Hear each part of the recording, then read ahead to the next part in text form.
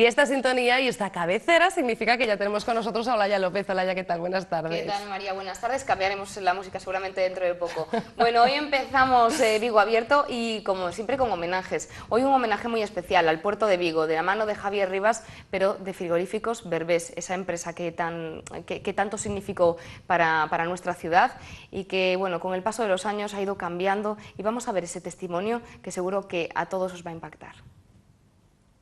En 1985 empecé a trabajar en Frigoríficos Berbés, hasta que finalmente cerró. Y a lo largo de ese tiempo ahí en Frigoríficos Berbés, por ejemplo, he visto cómo han desaparecido las grúas de descarga de los camiones, de los espigones. He visto el relleno nuevo que se hizo desde antiguamente Orillamar, cuando yo empecé ahí, ¿no? Por ejemplo, cuando empecé a trabajar en Berbés, en Orillamar, las rederas y los rederos estiraban todas las redes a lo largo de toda Orillamar y ahí se reparaban las redes y se preparaban para la pesca. Todo eso era tierra.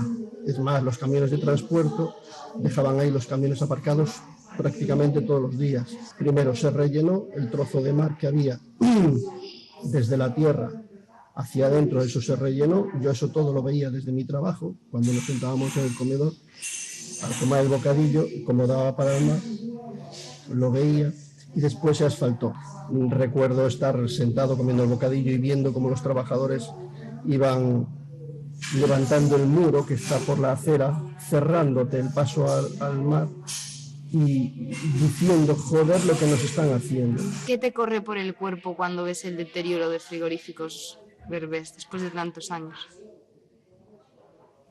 No te puedo decir exactamente qué me corre por el cuerpo, pero lo más importante, y es una de las frases que he escrito cuando hablé sobre este tema en el Facebook, es 28 años de mi vida enterrados ahí, y ¿qué hemos conseguido? No hemos conseguido nada. Yo he pasado más de media vida ahí dentro, he visto cómo ha crecido. Llegó un momento que nuestra empresa no daba más, ni físicamente, ni la empresa como sí, porque ya no había más sitios donde poder meter máquinas, donde poder meter mercancía, no había más. Ni nosotros, como trabajadores, trabajando horas y horas y horas y generando tantísimo dinero, y al final, ¿para qué? ¿Para que lo dejaran morir como se murió? ¿O para que contribuyeran a que se muriera? No lo entiendo. En su momento, en los años 70, 60, 70, era la primera de España en capacidad de almacenaje. Frigoríficos Berbés fue la primera de España en capacidad de almacenaje.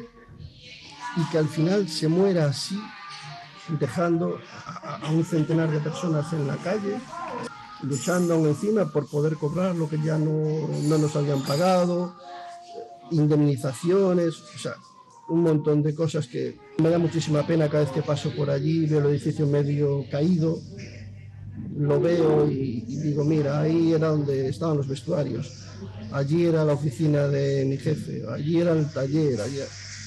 Me da mucha pena, mucha pena. Un trocito de ti se quedó allí. Mucho más que un trocito, mucho más, porque más de media vida mía está allí, mucho más que un trocito.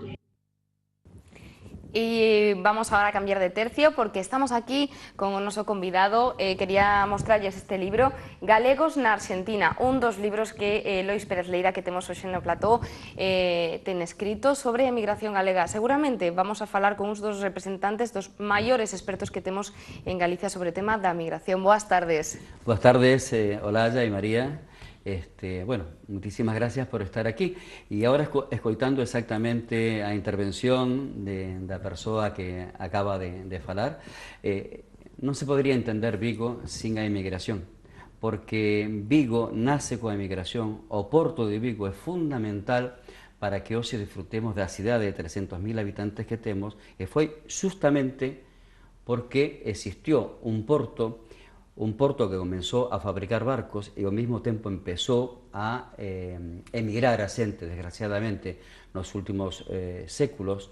Y unha persoa que hoxe leva unha rúa de Vigo, Martín Echegaray, que foi propietario da isla que está en Samil, a isla de Toralla, foi o que propuso que Vigo fora o porto de parada dos transatlánticos.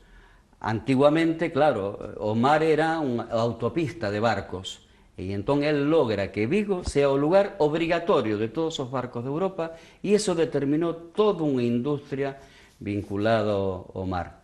Os galegos estamos vinculados a la inmigración e Vigo, digamos, estamos vinculados ao noso porto, e o feito migratorio é fundamental.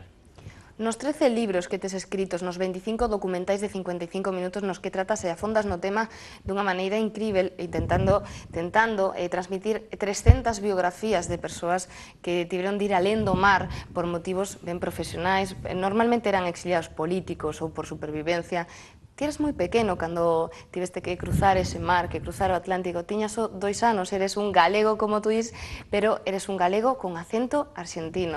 Pois sí, eu nací en Vigo, en un barrio pobre, que era San Juan del Monte, no Calvario, en Lavadores, e con 2 anos marché a la Argentina con a miña nai. Meu pai xa había marchado, había deixado a miña nai embarazada, eran novios. Despois, cunha carta de reclamo, eu cheguei a Bos Aires e me atopei no porto con un señor que non sabía quen era, que era meu pai, e eu empecé a chorar, non? Pero a miña vida estuvo marcada pola emigración, porque eu lembrome sempre a importancia que tiña o carteiro, non? O día que chegaba o carteiro era unha alegría total, porque había noticias de Vigo, porque sabíamos que había sucedido, as cartas eran se había nacido alguén, se había morto un familiar querido, era esperado o carteiro. Ahora es distinto, non? O carteiro cando chega é para pagar facturas, pero en esa época era tremendo.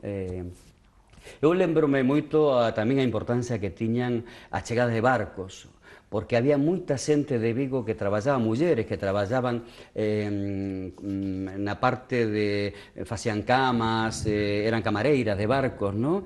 Unha moi famosa foi Mucha Morena, a nai de Mucha, a senadora. Ela viaxaba nos barcos e entón levaba paquetes. E polizóns tamén no barco. E polizóns tamén. Esta xente de Vigo axudaba moito a persoas que iban escondidas, e entón, cando chegaban, que levaban? Levaban conserva, levaban azafrán, levaban coñac, entón era unha alegría total. Pero aparte de todo, cando un rapaz colgaba, digamos, a escola, iban a unha praza cunha rapaza con 15 anos, eu non.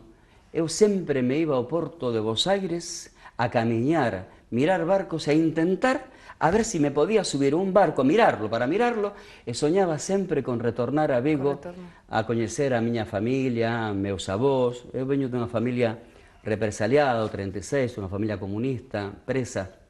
A miña avoa, 5 anos presa en Saturarán. Meu avó tamén estuvo preso. A mí me marcou moito a Guerra Civil Española, porque me iban contando sobre a Guerra Civil, sobre a represión que hubo en Vigo, e ao mesmo tempo, digamos, eu me sentía galego, aunque me sentín moi argentino, pero me sentía galego. E despois tive a sorte, no ano 75, de retornar a primeira vez en barco, o último barco del Cabo San Roque, coñecer a miña familia, a miña avoa, meu avó había falecido, meus primos. Coñecer Vigo para mí foi algo realmente un sono, e a partir de ese retorno eu me comprometín a mí mismo a investigar e estudiar a historia da emigración. E tive a sorte, al regresar a Argentina no ano 77, de poder coñecer a exiliados, Arturo Cuadrado, que foi o amigo de Lorca, un dos grandes animadores socioculturales de Santiago de Compostela, a Luis Suane, a Rafaela Dieste, a todos esos persoaces tan importantes, e que eu era un rapaz de 20 anos e eles tiñan como 70 anos, e que me contaban toda a historia da Segunda República, toda a historia da emigración, e eu sentínme un pouco continuador de todos eles, da obra de Alberto Vilanova, de Neira Un recolledor do Vilas. seu testigo, quizás dese testigo desas historias que te contaba, pois estabas tamén ao chegar aquí, estabas con Xosé Neira Vilas, tiveste moi boa relación con esa toda nova xeración de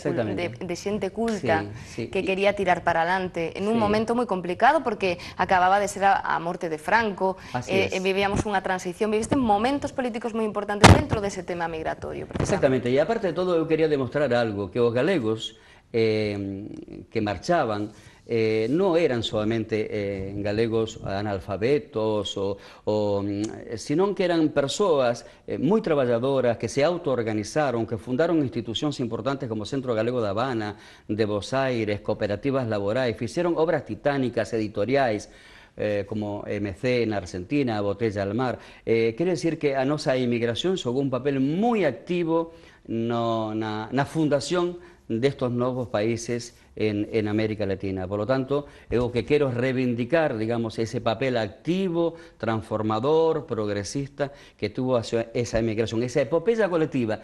Pero dentro desa epopeya colectiva o que hai son persoaxes, homes e mulleres que foron sumamente destacados que hai que reivindicar. Por exemplo, o que é tremendo que en Vigo teñamos persoas, por exemplo, como García Barbón, Policarpo Sanz, Ramón Nieto, que transitamos esas rúas e non sabemos quen son. E foron fundamentais na historia da nosa cidade. Ou como decía do dono de esta isla, por exemplo, que é o fundador do tranvía de Vigo, por exemplo, Echegaray, Martín Echegaray. Entón, temos unha historia, e eu creo que esa historia colectiva que ha sido a nosa inmigración a temos que recuperar para as presentes e futuras generacións. Lois, polo menos esta xente ten unha rúa, pero eu non sei se mal pagado podemos dicir a labor desta xente que se tivo que ir fora, que forxeu, sen dúbida, un futuro para eles, pero que tamén contribuiu á mellora económica de Vigo, grazas a todos esos cartos que enviaban dende Argentina, dende Venezuela, dende Colombia, eses grandes olvidados os que logo case pechamos a fronteira cando, por exemplo, Corralito en Argentina comenzou a crise económica naquel momento en Sudamérica e case que os miramos mal cando volvían. Así es, sí. Digamos, os que regresaban eran os fillos e os netos. Galegos, ao fin e a cabo. Galegos, al fin e a cabo. Que seus familiares foron os que realmente con sus fortunas fixeron posible a industrialización de Vigo, ¿no? Aí falaba Rivas, pero son os Alonso, hai unha cantidad de familias que fixeron cartos na emigración en Cuba, en Argentina, Uruguai ou México, e invirtieron en Vigo, permitieron que Vigo sexa unha cidade industrial xa a partir de 1920 aproximadamente, ¿no? Bueno, temos de dicir que todos os que queran interesarse máis pelo tema, tamén polo traballo de Lois, poden ir visitalo a Samil, que está no seu posto con libros, poden interesarse, falar con el sobre esas máis de 300 biografías que ten escritas do papel importantísimo das mulleres, que non é tan recoñecido na migración galega e que é moi importante. Quedan todos invitados a pasearse por Samil e coñecer a historia da mau de Lois, verdade? Bueno, sí, eu sábados e domingos teño unha especie de librería andante de mar a mar que le chamei, a bauticei. Están os meus libros, algúns libros máis que eu estou vendendo e de alguna maneira intento falar cos lectores e un pouco difundir un pouco este traballo tan interesante que é da emigración e é un tema pendente da propia sociedade galega. Lois, moitísimas grazas por ter vido hoxe o programa. No, gracias a ti, María, e Olaya. Y Olaya, como siempre, también yo se lo tengo que agradecer a Olaya. Gracias, Olaya, y recordarles a ustedes que precisamente este programa se inició para eso, para buscar recuerdos, sean los recuerdos de la inmigración, sean los recuerdos de una ciudad, de una familia o de una empresa. Queremos rememorar Vigo, lo que Vigo fue, para intentar comprender lo que somos ahora, y por eso tenemos un correo electrónico que es platoabierto@localiavigo.com, platoabierto@localiavigo.com. Enseguida seguro lo van a ver en sus pantallas, un correo electrónico al que nos pueden enviar lo que ustedes quieran, fotografías, ideas, textos, audio, vídeos, todo lo que ustedes quieran y que crean que pueda contribuir a esa memoria colectiva, Olaya, que tenemos de Vigo. Efectivamente, y agradecer también a las personas que ya están participando, que ya están colaborando y que ya no tienen esa vergüenza, que entre todos estamos descubriendo un Vigo maravilloso que nos va a quedar a nosotros y a las futuras generaciones. Yo no tengo nada más que decir, solo que tengo muchas ganas de volver ya la semana que viene. Solo un apunte, voy a mandar un beso y un abrazo muy grande a todas las personas que están en los hospitales en este momento, a los que los cuidan, a sus familias y a todos los que luchan por sacarlos adelante. Este es un momento complicado para muchos de nosotros, entonces un beso muy fuerte y a seguir luchando siempre, a poner local en los martes y intentar olvidar un poquito esos problemas y centrarse en la historia, en la de siempre. Nos vemos mañana con Olaya el próximo martes, nosotros mañana con más plato abierto. Un beso.